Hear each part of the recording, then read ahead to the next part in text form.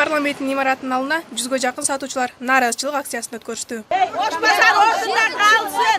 Ош базар ордунда калсын! Эми ачка ой болсун! Митингдин уюштуруучулары кечээ түнү күч органдары тарабынан камакка алынып калгандыгына байланыштуу Ак үйгө каршы акциясы менен чыгышты. Буларды түндө саат 2-де милициянын наряды спецназ барып туруп талкалаптыр. Столдорун талкалаптыр, подставкаларын талкалаптыр, зонтиктерин талкалап, товарларын чачыптыр. Бүгүн эртең менен саат 9:10 ошол Рейн райондук сотундагы сотторго рахмат. Бардык аялдарды бошотуптур.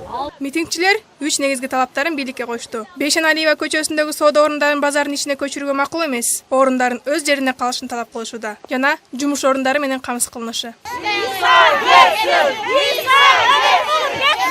Эл катуу кыйкырык салып, талаптарын кое баштаганда президенттин аппаратын коомчулук менен иштөө бөлүмүнүн жетекчиси Молдокун Абдулдаев митингчилер менен жолугушту. Бардык маселелерди жергиликтүү органдар чечип, элге жеткириш керек.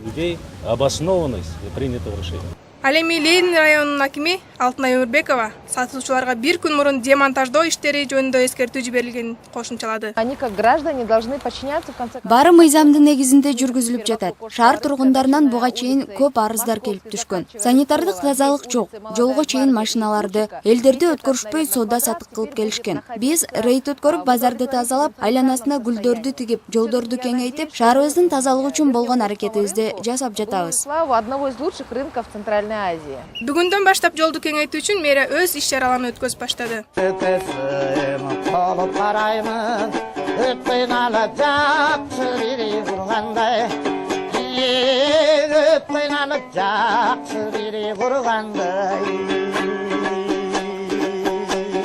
Жумагүл